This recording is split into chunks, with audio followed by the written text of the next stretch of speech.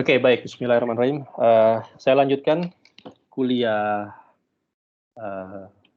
sesi sinkronus ini ya, melanjutkan kuliah atau video asinkronus yang saya posting ya, dua video sebelumnya ya, karena kan minggu lalu itu ada libur, jadi saya bikin 2 video asinkronus berturut-turut ya. Nah, di video sinkronus sebelumnya kita masuk ke topik baru mengenai gerak di kerangka acuan non inersial. Jadi kita dapatkan relasi besaran dA aksen dt ya, kalau dievaluasi di kerangka lab dan dievaluasi di kerangka di kerangka rotasi atau di kerangka yang tidak inersial gitu ya. Jadi Anda bisa melihat kerangka lab ini sebagai kerangka inersial dan kerangka yang rot ini adalah kasus khusus dari kerangka yang non inersial gitu aja. Untuk mungkin secara umum lebih mudahnya melihatnya seperti itu ya.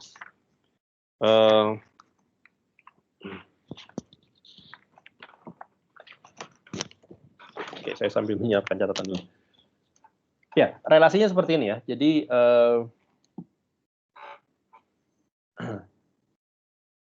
keduanya sama plus satu suku tambah. Nah, ini kasusnya tentunya kalau dia berotasi ya. Kalau dia percepatannya adalah misalnya rotasi gitu kan. Kalau misalnya dia selain punya percepatan angular, bukan percepatan angular, percepatan sentripetal. Rotasi itu kan menyebabkan atau disebabkan oleh percepatan sentripetal ya. Rotasi itu sendiri bisa punya percepatan angular, bisa tidak ya. Artinya kalau dia berotasi dengan omega konstan, maka percepatan angularnya 0. Tapi percepatan sentripetalnya tidak 0, ya kan? Percepatan sentripetalnya tidak 0. Nah, ini kalau accelerating frame-nya itu adalah rotating frame ya.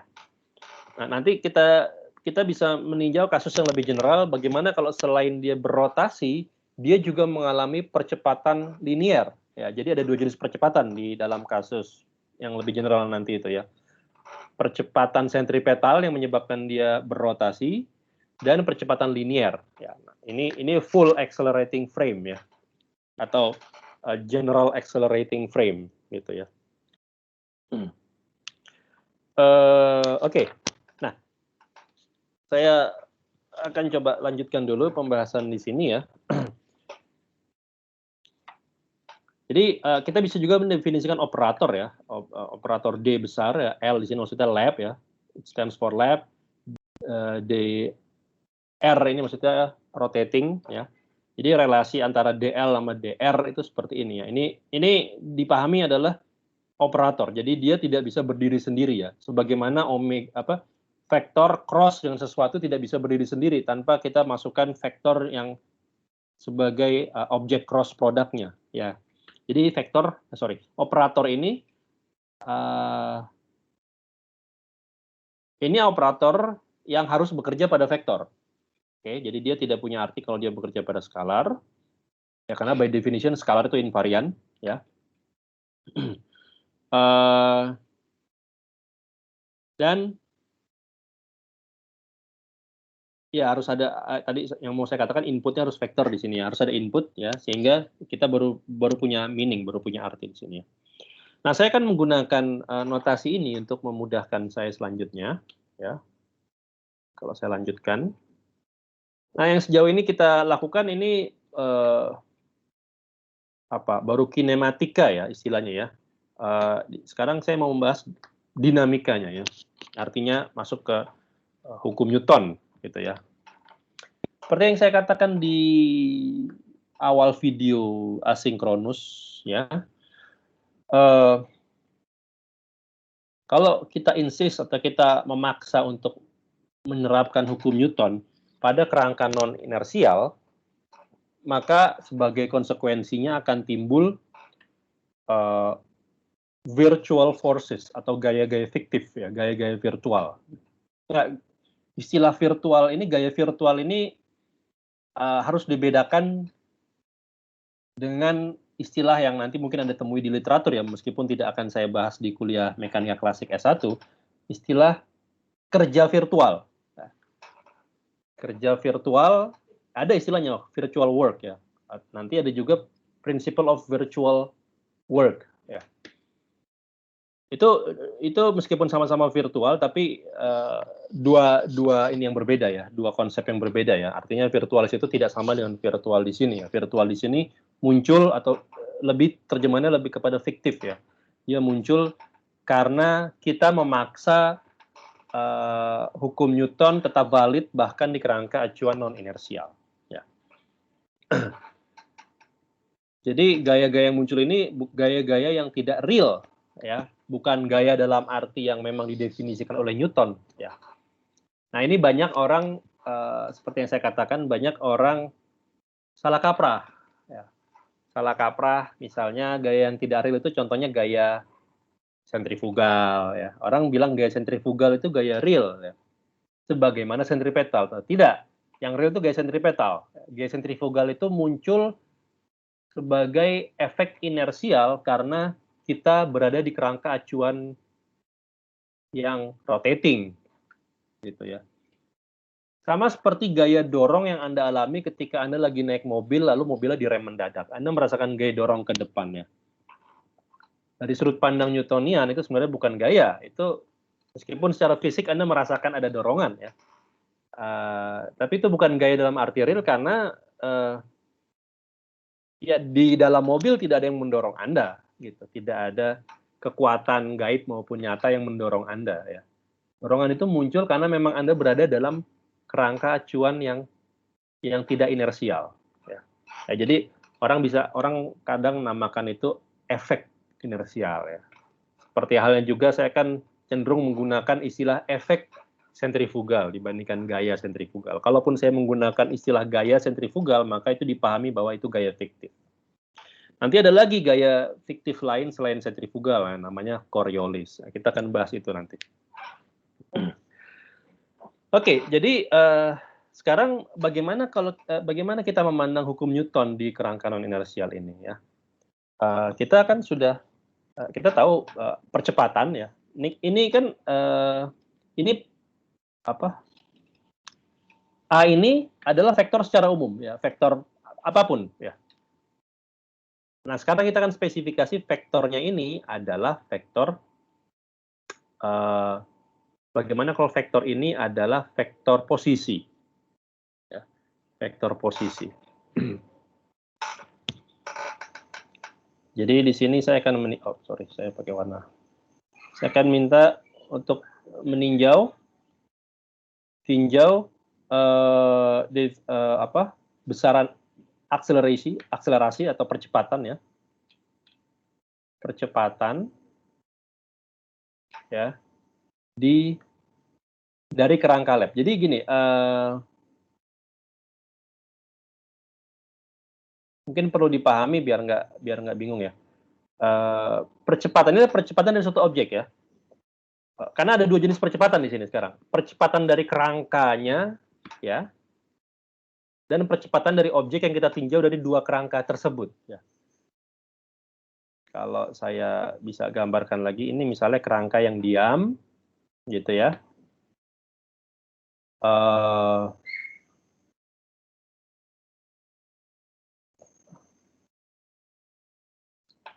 Saya akan mengambil saya ini kerangka yang berotasi gitu ya. Maksudnya jadi anggaplah E1 itu keluar bidang ya untuk memudahkan aja ya. Ini E2, ini E3 gitu. Jadi rotasi terhadap E1 misalnya. Ini E2 aksen, ini E3 aksen ya. Nah, saya punya satu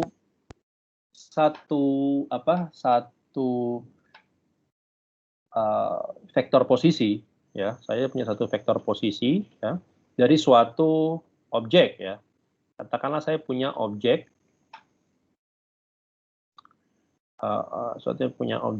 bermasa ya, gitu ya. Diberikan vektor posisinya R ya, di kerangka lab gitu ya. Berarti nanti di kerangka rotasi ya namanya R rot gitu ya. Jadi ini namanya vektor posisi di kerangka lab ya,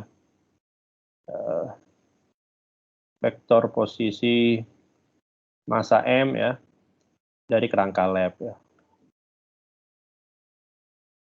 Ada juga nanti saya namakan R rod gitu ya, atau R aksen ya, sama saja ya. Vektor posisi M dari kerangka rotasi.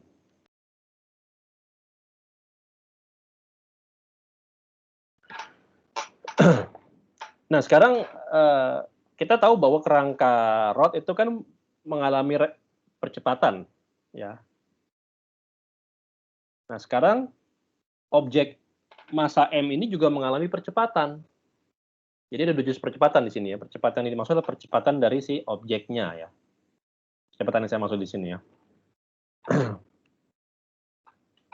Katakanlah dia tidak konstan, dia tidak statik, dia tidak diam. Jadi R-nya ini berubah-ubah ya. Nah, R-nya berubah-ubah, maka kita bisa punya percepatan. Nah, percepatan kan vektor, kita bisa tinjau dari sudut pandang kerangka lab ya, maupun kerangka rotasi, gitu kan. Jadi sini saya akan tulisnya seperti ini gitu ya. Jadi saya akan menuliskannya R double dot ya, R double dot lab gitu ya. Ini ya definisinya R dot dt per d per dt dari R dot dievaluasi dari lab ya. Nah, R dot di lab itu sendiri apa ya? Sekarang R dot di lab itu sendiri ya kan, itu ya kan by definition seperti ini ya. Nah, kita bisa kaitkan DRDT di lab ya dengan DRDT di rod gitu ya. Jadi di sini saya tulis DRDT di rod ya plus omega cross R gitu ya, dengan definisi yang sudah kita punya tadi sebelumnya. Oke.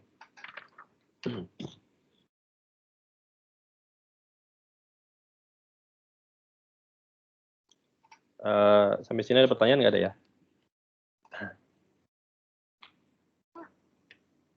Oke. Ya berarti maka sekarang saya bisa tulis ya, ini adalah R dot di rod ya plus omega cross R.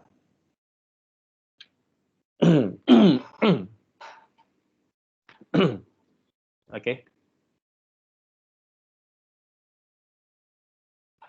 Oke, kalau kita mau strict dengan notasi yang sama, tentunya yang relevan saya evaluasi di sini adalah yang aksen ya, R aksen. Jadi ya boleh aja kita tambahkan di sini aksen semuanya aksen ya. Tapi karena semua yang kita akan evaluasi di sini berkaitan dengan R aksen bukan yang R ya. Ya saya I can as well drop di the prime gitu kan. Saya bisa aja copot R aksen ya gitu ya. Bisa dipahami ya? Atau kalau misalnya bingung mungkin tetap saya tambahkan aja aksen di sini biar nggak bingung ya. Gitu ya.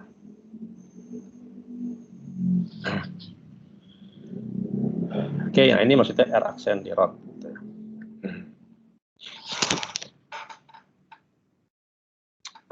Ya ini berarti sama dengan DL bekerja pada ini ya. Nah berarti kalau ini kan turunan pertama ya. Jadi saya bisa tulis lab itu kan berarti seperti ini. Maka turunan keduanya ya R double dot aksen, R aksen double dot maksud saya di lab ini berarti saya bisa lihat sebagai double operator ya.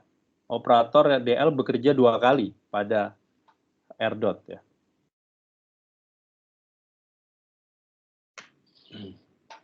Seperti ini ya. Ya, dan ini bisa ditulis secara eksplisit adalah dl plus omega ya cross seperti ini ya, dikosongin dulu tempat untuk fungsinya ya, dari apa dl kok dl lagi ya, mohon maaf bukan dl, dr ini dr dari oh sorry, ini bukan dot tapi ini tanpa dot, karena ini turunan 2 kali ya, plus omega cross r aksen.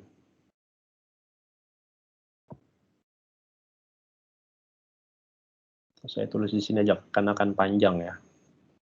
Jadi saya tulis di sini aja ya, r aksen double dot. Ini berarti saya tulis ini dr kuadrat ya, dari r, ini bekerja pada situ, gitu kan. Plus, nah ini ada dr bekerja pada omega cross r aksen ya. Ini bekerja pada tersebut ya. Plus omega cross drr aksen ya. Dan terakhir plus omega cross r aksen. Gitu ya. Kalau ada pertanyaan silakan ya. Silakan bersuara. Oke. Ya, ini kita perlu tinjau ini, suku ini ya. Ini kan berarti saya mengerjakan dr pada omega gitu ya. Cross r aksen ya, ditambah omega cross drr aksen gitu ya.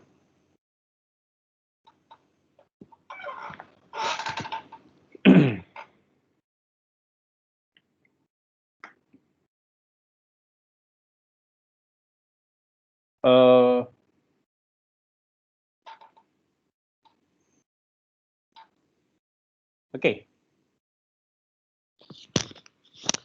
Nah, maka ini menjadi, saya bisa tulis seperti itu ya, plus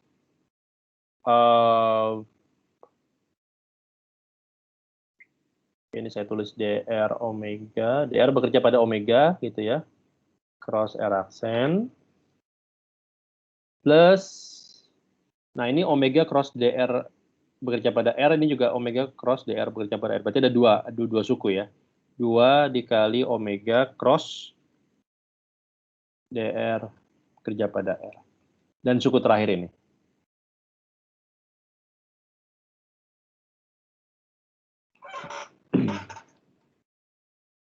Oke. Nah, D besar R itu kan definisinya kalau saya lihat ke atas kan ini ya. Dievaluasi di kerangka yang berotasi kan.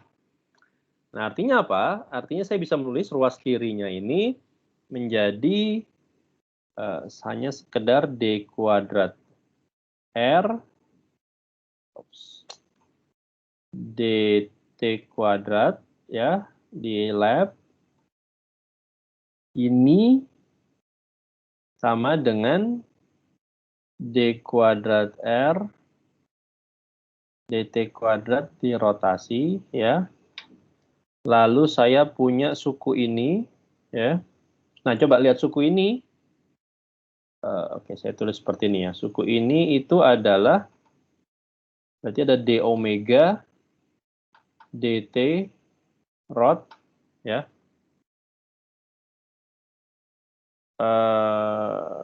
Ya d omega dt rod ya kan. Sorry. D omega dt rod plus omega cross omega ya. Gitu kan. Jadi dr omega ini kan sebenarnya isinya, oh enggak, sorry, saya bingung. Ini R semua ya, sorry, ini harus R, ini jadi R. Saya kenapa jadi R kecil? Ini R, gini ya. Oh, kalau DR maka tidak ada suku ini ya. Ini aja. Ini cross dengan R aksen. Ya, ini kurungnya di sini. Oke, jadi pahami ya.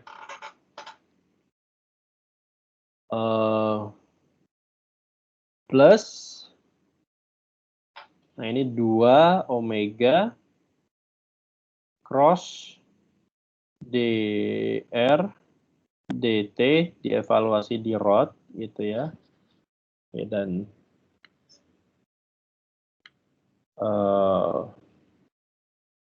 tulis di sini deh ya, di bawah sini. Plus omega cross R.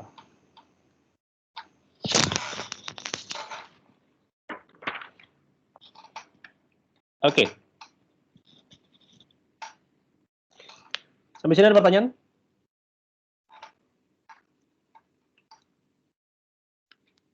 Nggak ada.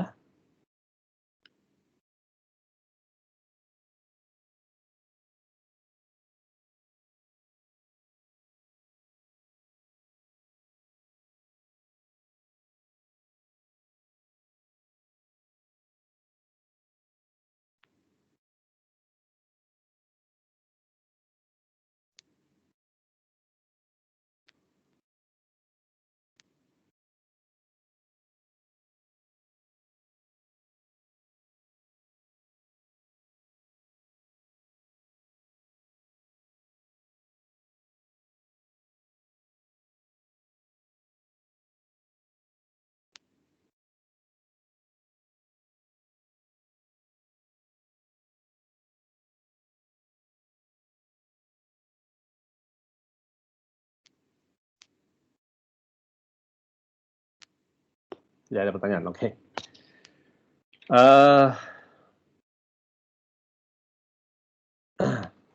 Baik. Nah, di sini saya kan, jadi kalau kita lihat, ini adalah percepatan ya, yang diukur dari kerangka lab. Sedangkan ini adalah percepatan diukur dari kerangka yang berotasi, percepatan dari objek yang sama ya, dari massa M tadi. Ada 4 suku ya selain ini ya, 1, 2, 3, dan 4 ya. Kita tahu bahwa ini d omega dt ini berarti apa? Ini berarti adalah percepatan angular ya. Ini percepatan angular, ya kan? D omega dt itu percepatan angular. Nah, kalau percepatan angular di-cross-kan dengan R aksen di sini berarti lengan, ya, lengan rotasi. Maka kita dapat percepatan linear. Ya. Nah, ini oke, sebelum masuk ke sini, di sini dulu. Omega cross R. Ini apa? Ada yang tahu?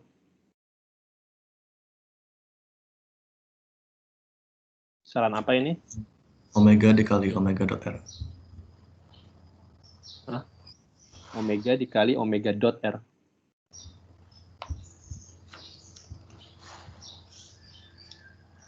Apa itu jadi? Itu jadi apa? Produk. Apa? Itu harusnya triple product.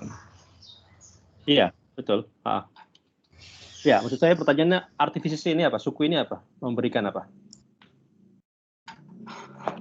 Ya, bisa lihat dari ininya, bisa lihat dari kalau kita abaikan vektorial produknya ya. Ini kan apa? Omega kuadrat R. Kecepatan apa? Saya nggak dengar tadi akhirnya. Percepatan sentripetal. Ya.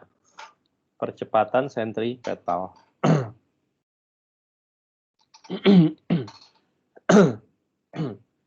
Jadi ini suku yang muncul kalau kita punya percepatan angular ya, kalau rotating frame-nya itu berotasi dengan percepatan angular, maka suku ini ada. Ya.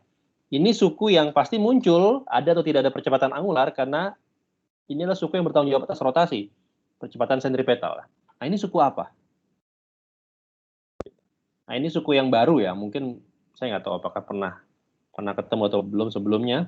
Ini yang orang namakan sebagai percepatan Coriolis. Ya. Di sini saya akan beri not. Ini adalah percepatan angular. Ini adalah percepatan sentripetal, ya.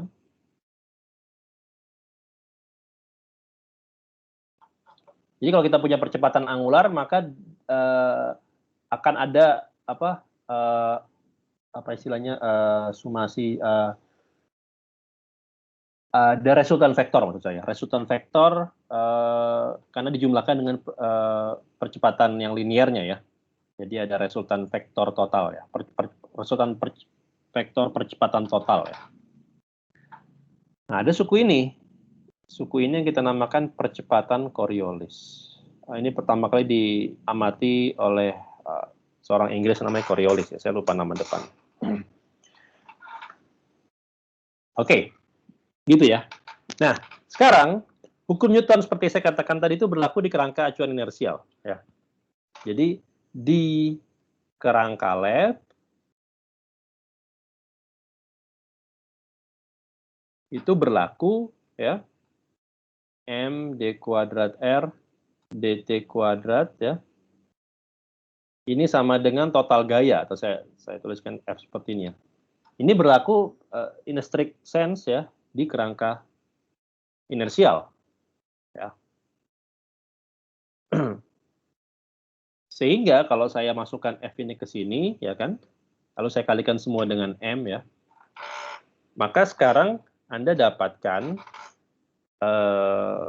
saya langsung tuliskan aja ya, ini bahwa bisa ditulis sebagai berikut. M d kuadrat r aksen dt kuadrat ya, rot ini sama dengan F ya, jadi ini F dikurang 3 suku tersebut ya, dikurang M d omega dt cross R. Nah, saya akan menghapus tulisan rotnya karena semua suku ini dievaluasi di kerangka berotasi ya. Jadi untuk memudahkan notasi saya akan menghapus rot gitu ya. Karena ini semuanya suku ini sudah dievaluasi di kerangka rotasi. F min gitu ya. M d omega dt cross R min 2M ya. Sekarang ada M-nya ya. Cross dr aksen dt ini langsung aja saya tulis v ya. Ini v. V itu maksudnya ya. Nah, v itu berarti kecepatan dievaluasi di kerangka rotasi. Min M dikali omega cross R.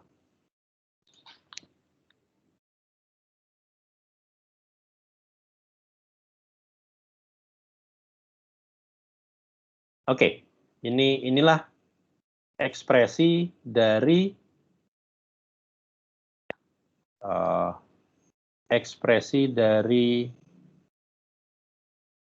gaya ya, ini M sorry. Gaya bukan gaya maksudnya. Ini ekspresi dari hukum Newton ya. Dalam tanda kutip ya. Dalam kerangka non inersial ya. Jadi begini, maksudnya cara bacanya adalah di kerangka non inersial atau ini persamaan di atas ini tiada lain daripada hukum Newton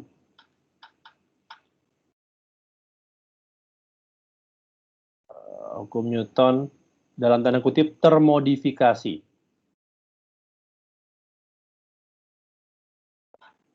Dipandang kenapa termodifikasi dalam tanda kutip? Karena dipandang dari kerangka non inersial ya, gitu.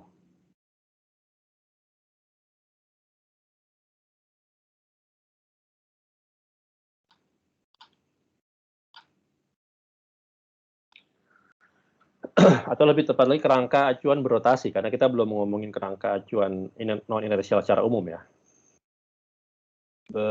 Berotasi. Dan ini semuanya adalah suku yang dievaluasi oleh pengamat di kerangka berotasi ya.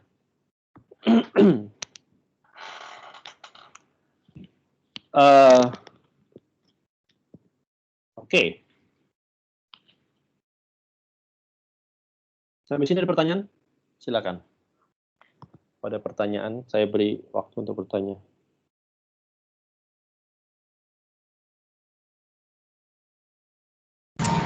Pak, saya ada pertanyaan. Silakan. Itu yang catatan yang di bagian atasnya sih, yang rlab dot yang berapa? Mungkin bisa scroll ke atas.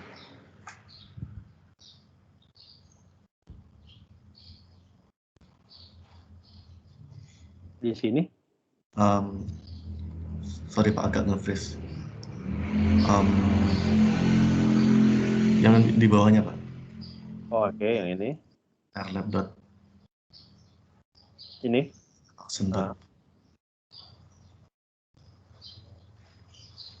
Ini masih yang... Oke, mungkin agak nge-lag ya. Ini. Ya, agak nge-lag dikit. Itu yang di kanan, yang rlab action dot-nya, itu yang di kanannya r dot atau r biasa harusnya? Yang mana? Sorry. Yang baris paling bawah Pak. Ini? Ya. Oh iya, ini harusnya. Tidak dot ya, ini kan, ya sorry, saya typo. Biasa. Biasa ya, terima kasih. Oh ya, ada yang saya kurang ngerti sih Pak. Kalau pas kita nyari r action dot-dotnya, kenapa kita pakai dl bukan dr aja? Kalau untuk nyari apa? Yang untuk r action dot-dotnya, kenapa pakai dl bukan dr aja langsung? Kenapa pakai dl bukan dr saja? Alasannya sama kayak sebelumnya. Karena di situ kita bisa melihat efeknya ya. Karena kalau misalnya dari sudut pandang R saja ya berarti tidak ada efek rotasinya gitu kan, sama kayak misalnya kalau saya cuman evaluasi mana ini saja gitu kan ya berarti sama saja seperti ini gitu.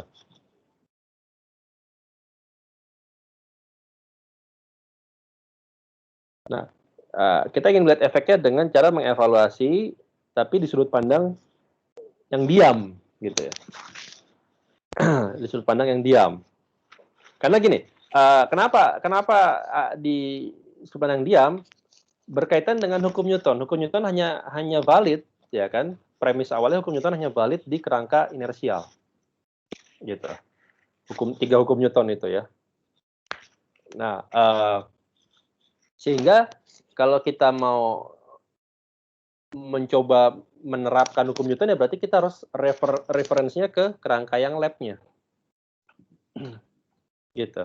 Agar bisa dari situ kita bisa ngelihat modifikasi apa yang perlu ditambahkan kalau kita mau menerapkan hukum Newton di kerangka yang rotating.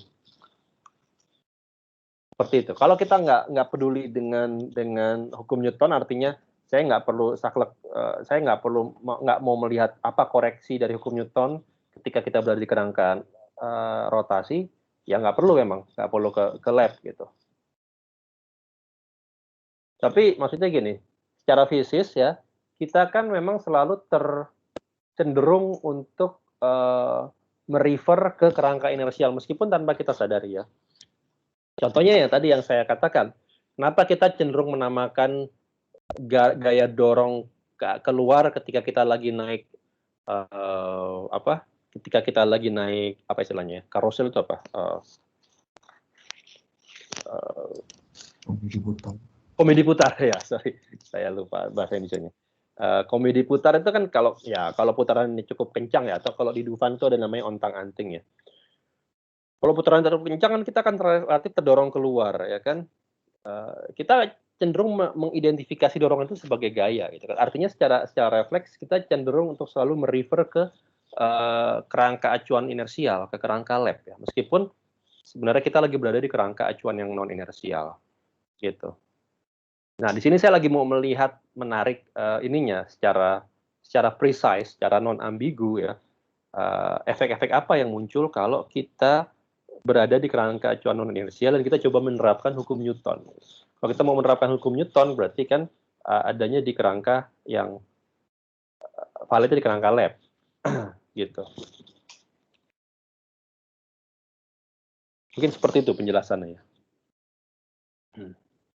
Saya kembali ke bawah lagi. Ya, makasih Pak. Oke, sama-sama. Nah, kalau saya kembali ke apa yang saya sampaikan di minggu lalu juga ya, di video asinkronus itu, pembahasan gerak di kerangka acuan non inersial ini menjadi penting. Kenapa?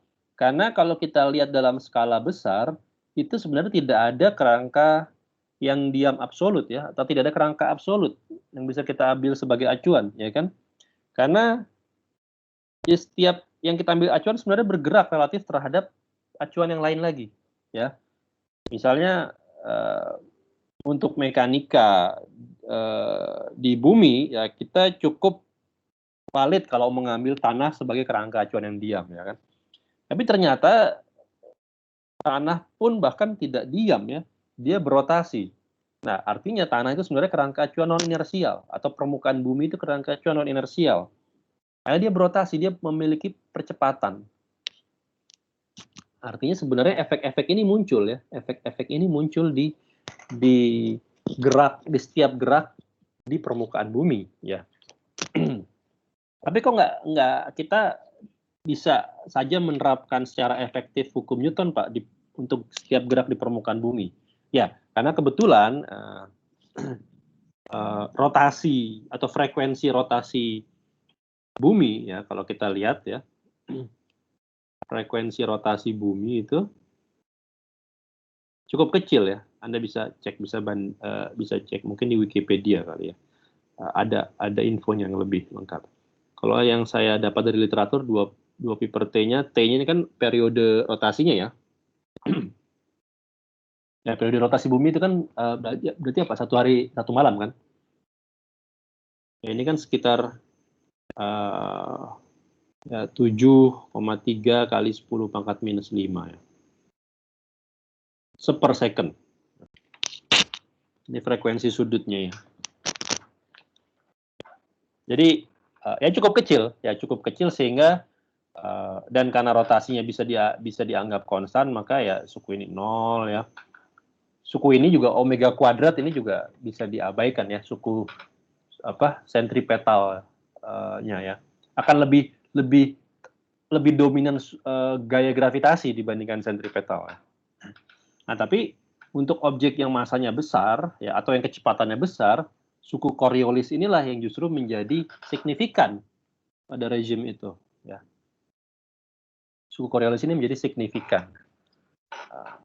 Jadi sebenarnya topik gerak di kerangka acuan non inersial ini secara lebih spesifik membahas efek Coriolis ya pada gerak tersebut ya. Kalau Anda melempar batu gitu ya, melempar batu ke atas, lalu kita lihat amati batu jatuh ke bawah lagi gitu ya, batu ya berapa sih masanya ya. Atau mungkin Anda melempar batu ke arah tertentu ya, atau membentuk sudut jadi seperti parabola gitu ya. Efek Coriolisnya ya mungkin kecil gitu ya. Tapi bayangkan kalau yang Anda lempar bukan batu tapi istilahnya intercontinental missile, ballistic missile ya, atau rudal, peluru kendali antar benua. Itu efeknya besar ya. Jadi efek Coriolis ini sangat diperhatikan ya dalam misalnya bidang-bidang kalau dalam kecabangan militer itu ada namanya artileri ya. Artileri itu berarti berhubungan dengan arsenal, dengan persenjataan, terutama ya persenjataan berat ya. Nah, dalam hal artileri, apalagi kalau sudah ngomongin mengenai misil ya, rudal antar yang bisa melintasi benua. Nah, itu efek Coriolis itu harus diperhatikan karena kalau nggak memperhitungkan itu bisa jadi melesetnya jauh, gitu ya. Kerugiannya besar. Ini sekedar apa ya, sekedar selingan bagaimana efek tersebut bisa muncul di fisika menjadi signifikan ya. Baik,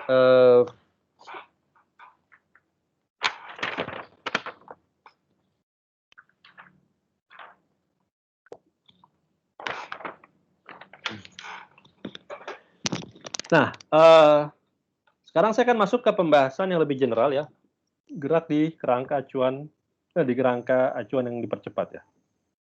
Kalau tadi yang rotasi salah satu salah satu accelerating frame ya. Sekarang secara general ya, gerak di kerangka acuan dipercepat ya.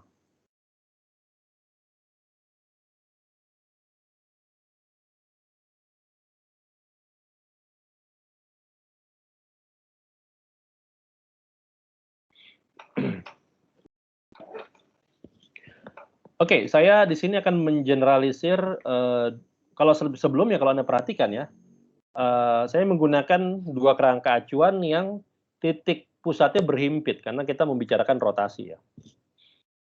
Nah, sekarang saya akan generalisir, saya akan ambil dua kerangka yang tidak berhimpit titik acuannya ya. Katakanlah ini satu kerangkanya yang diam.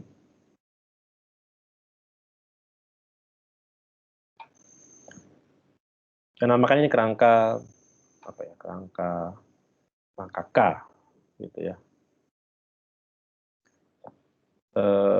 Sama ini E1, E2, E3 gitu ya. Nah, saya akan menamakan saya punya kerangka lain gitu ya. Oh, sorry. Di sini pusatnya namanya titik pusat saya namakan O. Biar jelas gitu. Nah, sekarang saya akan mengambil kerangka lain yang juga ortonormal ya. Tapi dengan titik pusat yang tidak berhimpit. Saya akan mengambil misalnya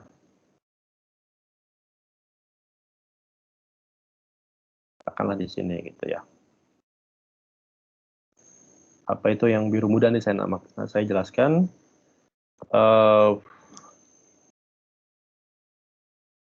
Nah, ini kerangka saya sekarang. Ya.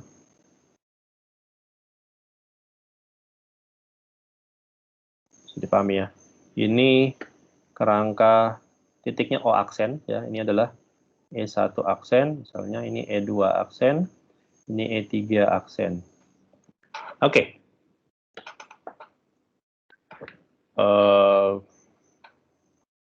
Mungkin biar tidak terlihat bahwa dia sepanjang sumbu E2 saya ulangi deh ya gambarnya. Ya.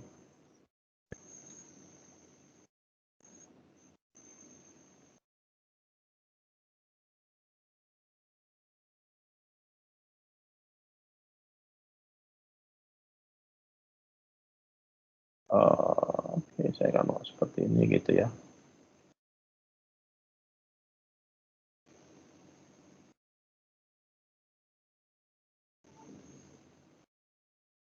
Oke, saja seperti itu ya. Tidak ada masalah. Maka di sini kerangkanya ini terrotasi, bukan berotasi, terrotasi ya. Ini saya ambil E1 aksen ya, misalnya ini E2 aksen, ini E3 aksennya di sini ya. Ini E3 aksen ya. Oke. Dan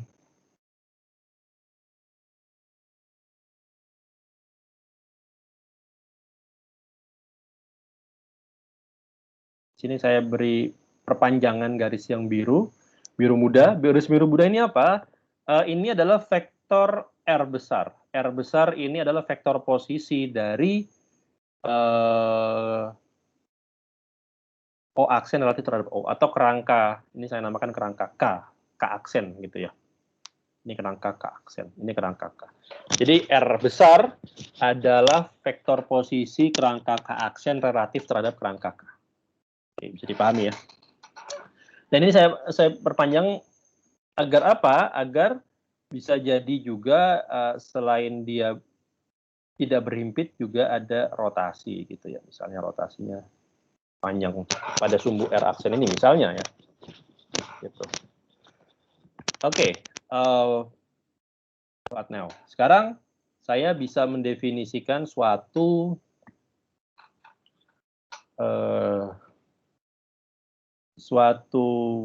titik ya, atau masa di poin tersebut ya.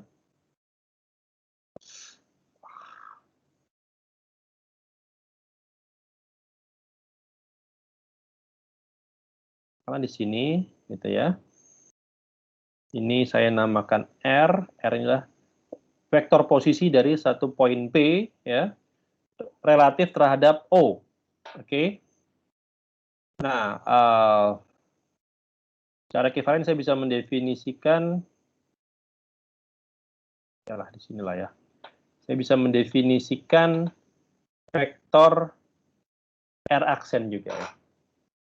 R aksen adalah posisi P relatif terhadap kerangka K aksen. Bisa dipahami ya gambar saya? Mungkin tidak terlalu bagus ya, tapi saya usahakan sejelas mungkin. Kalau ada pertanyaan silakan ditanyakan. Jadi ada dua frame gini ya. Di sini ada dua kerangka ya. Kerangka K ini inersial ya. Kita ambil dia diam. Inersial gitu ya. K aksen ini dipercepat ya, atau terakselerasi ya. Rangka yang dipercepat ya. Nah, dipercepatnya ini bisa berupa rotasi,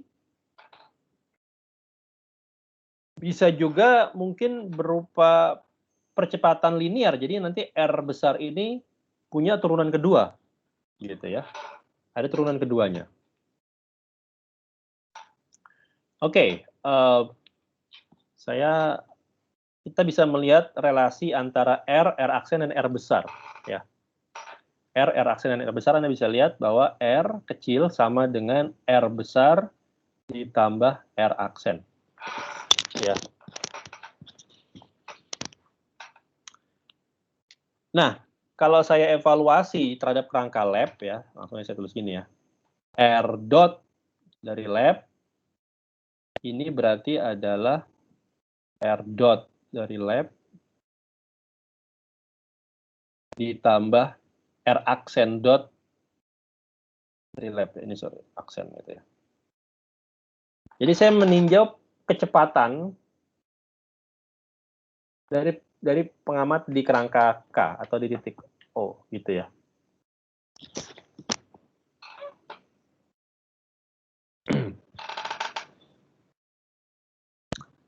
Nah, di kerangka K ini hukum Newton berlaku secara original, secara perfect ya.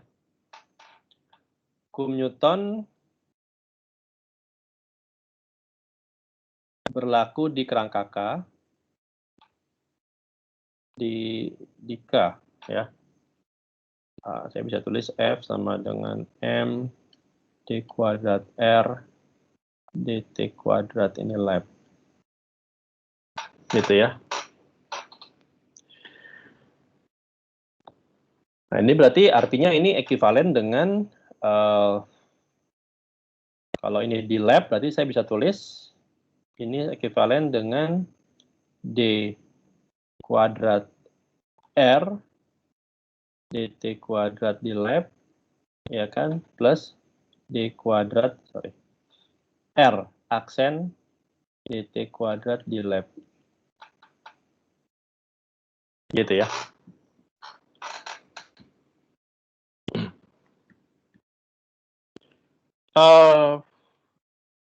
Suku yang terakhir ini sudah kita kerjakan tadi ya. Ini kan sudah ada di atas ya. Ini ya. Jadi langsung aja kita masukkan. Jadi kalau kita meninjau mengeneralisir akselerasinya atau percepatan ini juga dengan memasukkan percepatan linier dari kerangka yang satu terhadap kerangka yang lain, maka suku tambahannya cuma di sini aja ya. Ada percepatan kerangka K aksen relatif terhadap kerangka K. Ya. Jadi langsung aja saya tulis, oke, saya skip ke bawah deh ya. Langsung saya tulis bahwa ya Anda masukkan ini semua ya ke sini. Nanti kita akan dapat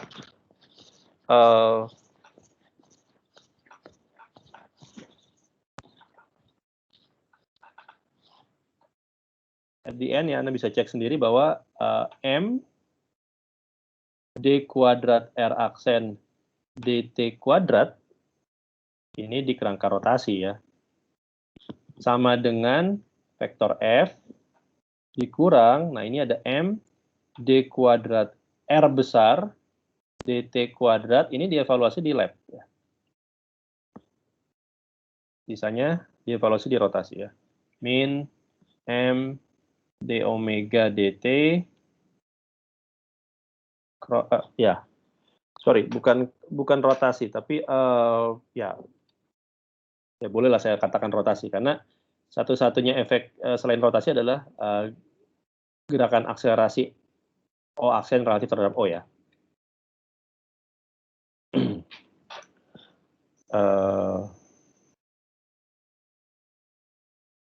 Seperti ini. Min apa tadi? Min R aksen ya. Min 2M omega cross P aksen ya. Min M omega cross R aksen.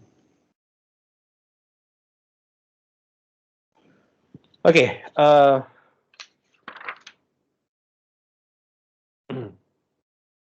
ini yang kita dapatkan ya. Nah, saya perlu menjelaskan beberapa ini dulu ya, beberapa definisi dulu ya. Jadi ada beberapa definisi yang perlu saya tuliskan biar tidak rancu ya. Ada V kecil. V kecil ini adalah turunan dari vektor R dievaluasi di kerangka lab. Ya, jadi V kecil adalah kecepatan yang diukur dari kerangka lab.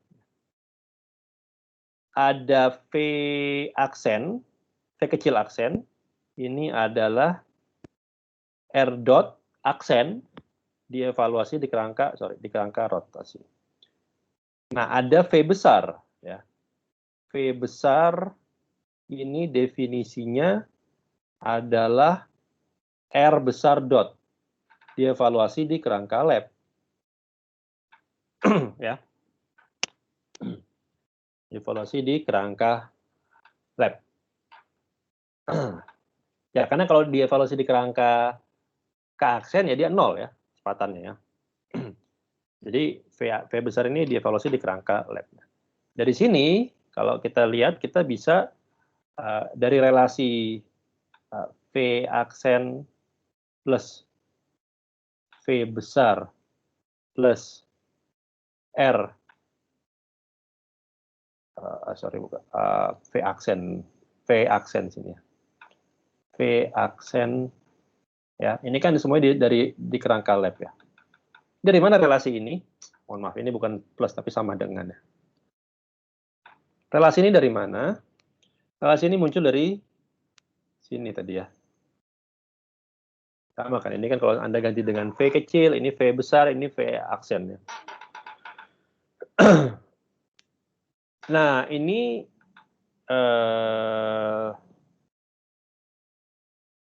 oke, ini sebenarnya kurang tepat.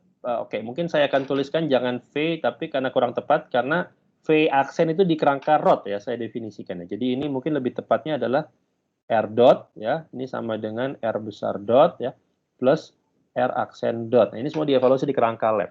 Kalau saya masukkan definisi ini ya, maka saya dapatkan relasinya seperti ini. V kecil sama dengan V besar plus, nah ini kan adalah R aksen dot di kerangka lab. Agar menjadi V aksen, maka dia harus ditambahkan suku omega cross R aksen ya. Oke, ini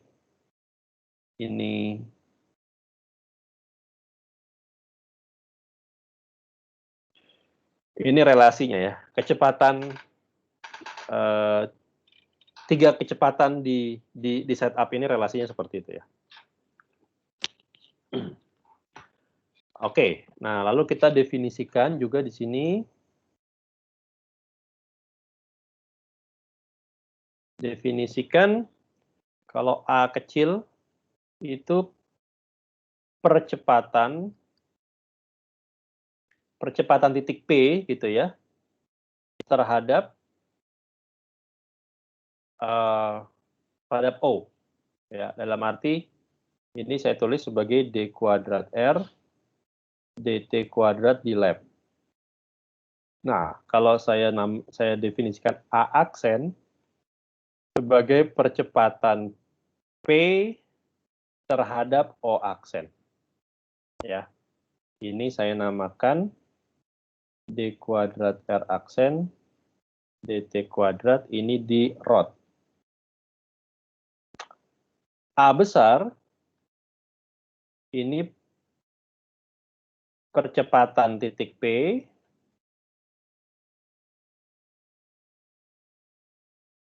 bukan percepatan titik P, percepatan dari O aksen terhadap O ya. Ini adalah D kuadrat R dt kuadrat ya di lab. Terakhir, saya akan definisikan omega dot aja ya, ini sebagai percepatan angular ya. Percepatan angular dari O aksen.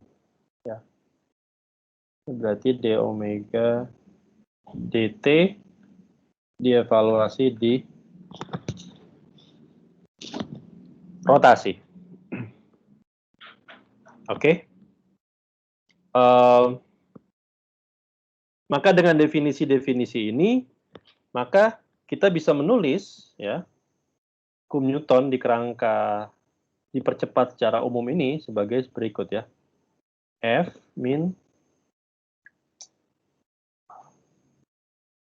kenapa sih?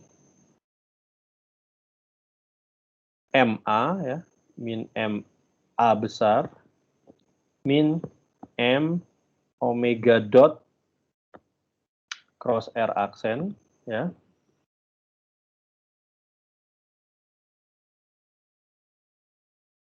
Sorry, tadi saya katakan ya, oke, benar. Ya. Ya, kalau Anda lihat ini M omega dot ini adalah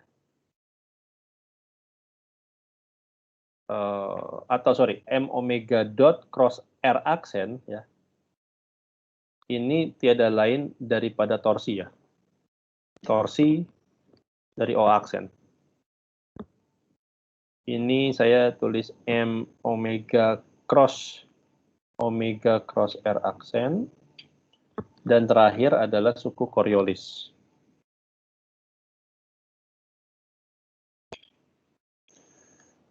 Oke.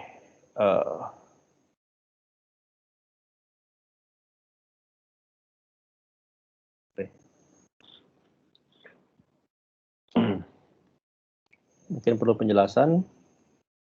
Di sini ya ini gaya yang diukur di pengamat O aksen ya. Ini adalah gaya yang real yang muncul ya, misalnya gaya gravitasi kah atau gaya dari eksternal ya. Ini gaya realnya. Ini adalah gaya yang menyebabkan kerangka O aksen dipercepat relatif terhadap kerangka O. Ya. Ini adalah torsi dari kerangka O aksen. Ya. Ini adalah gaya dalam tanda kutip sentrifugal. Nah, ini adalah gaya dalam tanda kutip Coriolis. Oke. Sampai sini ada pertanyaan?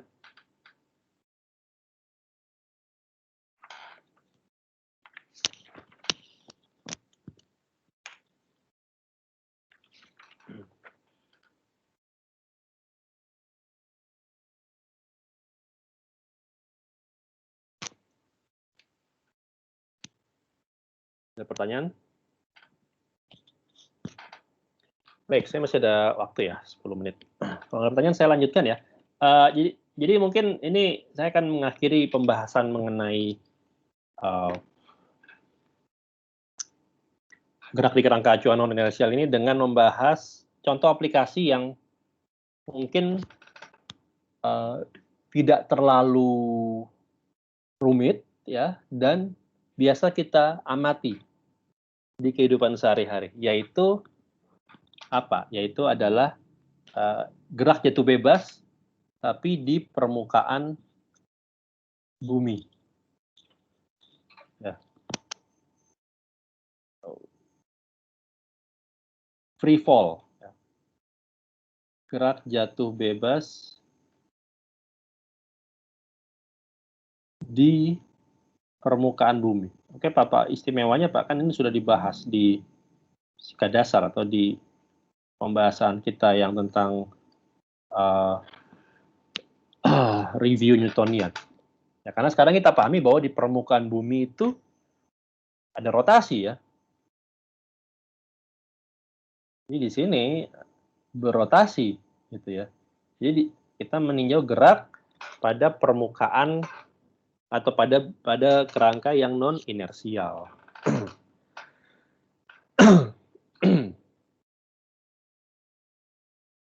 Oke,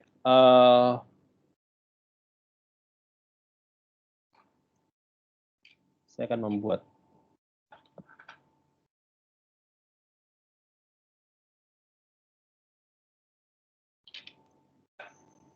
gambar di sini ya.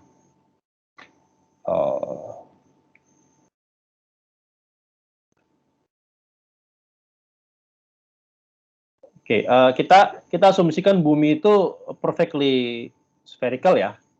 Meskipun secara realitanya karena dia berotasi maka bentuknya lebih ke oblat ya. Ada bagiannya gemuk lebih di sekitar ekuator atau khatulistiwa ya, dibanding pada daerah yang sekitar kutub ya. Jadi lebih ke oblat istilahnya ya. Nggak perfectly sphere, nggak perfectly spherical ya. Tapi for the sake of simplicity anggaplah bumi itu spherical. Ya. Saya mencoba untuk menggambarkan gitu ya. Oke.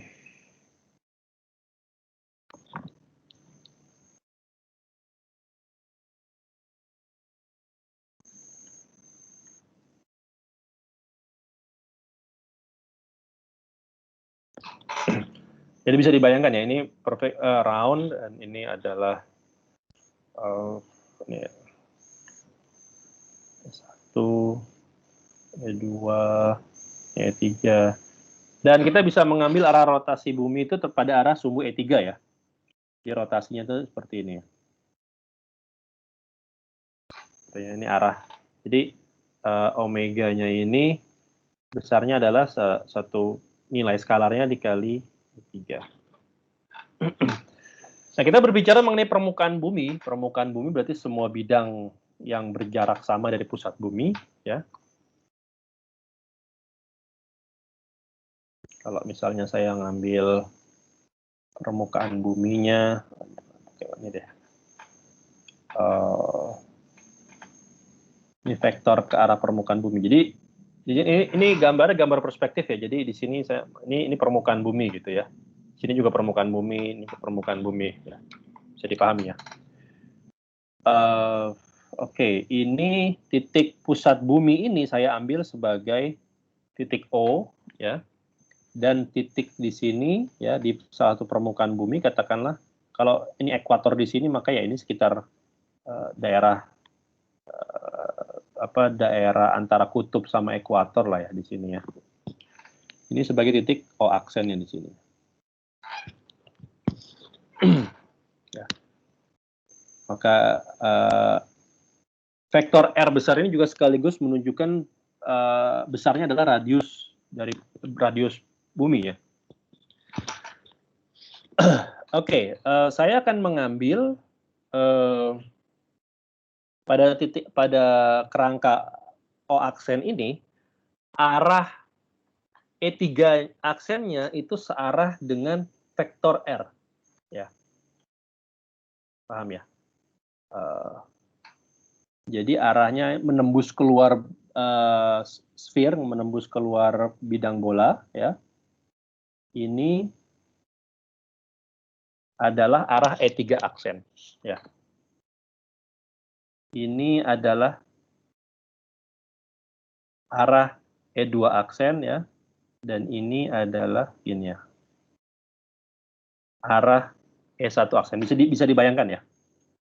Ini E3 aksen, ini E2 aksen, ini E1 aksen. Oke, bisa dibayangkan ya.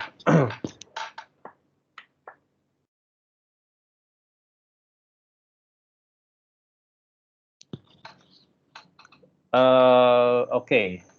Lalu saya akan mendefinisikan sudut apa ya? Di sini sudut lambda lah ya. Sudut lambda di sini sudut yang dibentuk oleh vektor R dan E3 ya. Sekaligus juga vektor E3 aksen dan E3 ya. Lalu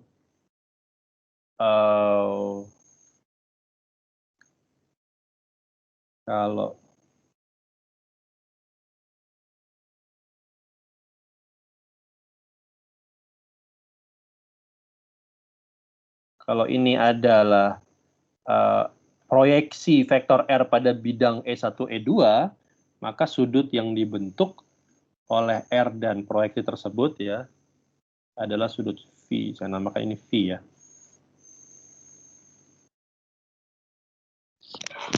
Bisa dipahami ya? Kalau ada yang bingung dengan gambarnya, silakan mengangkat suara. Oke,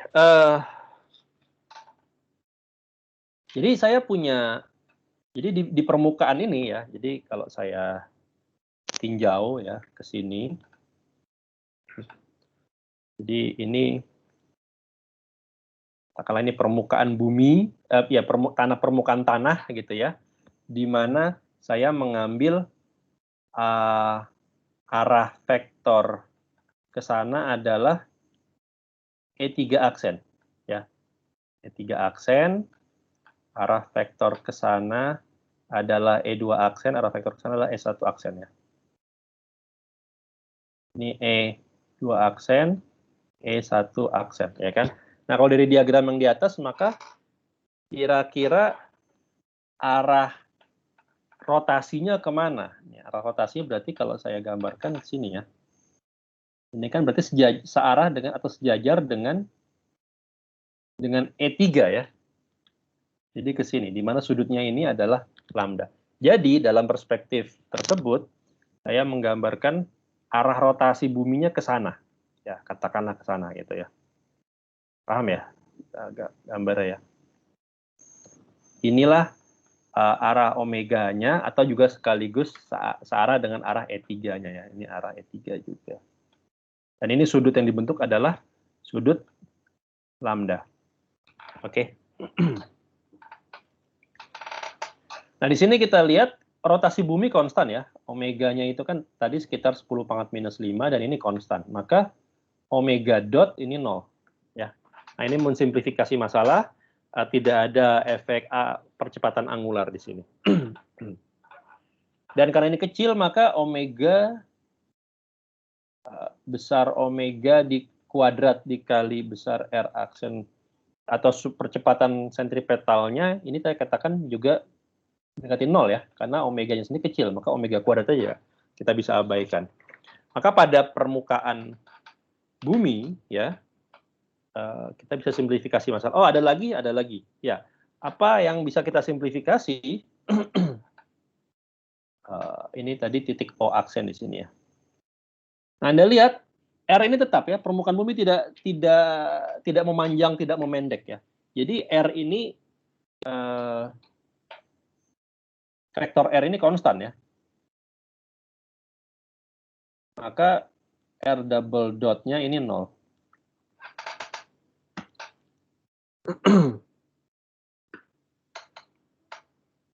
Oke. Nah,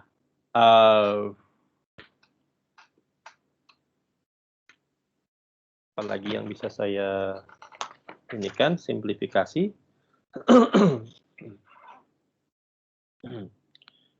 Maka sekarang saya bisa menulis MR aksen double dot ini sama dengan F ya, gaya, nanti gaya ini kan gaya gravitasi ya.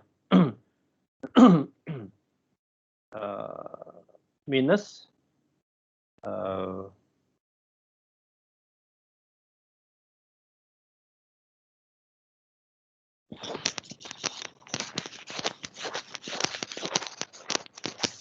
berarti hanya tinggal 2M omega cross V aksen ya.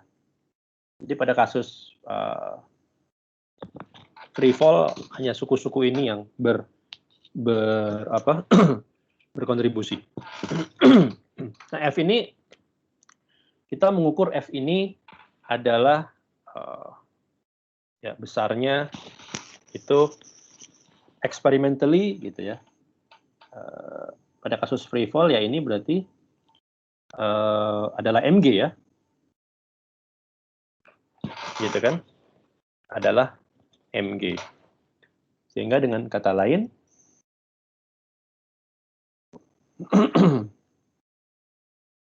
ini adalah G minus 2 omega cross V aksen.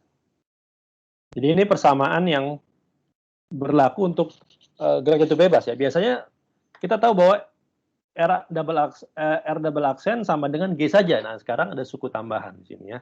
Ini yang suku Coriolisnya. Nah, kita bisa mengambil arah G ini, ya kan? Arah G ini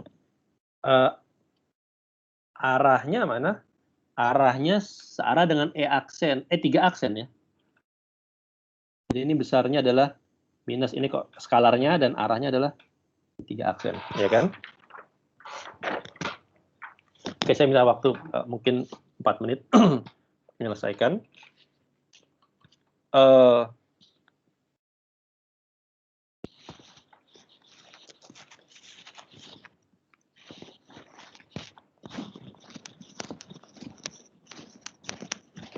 Oke, tampil.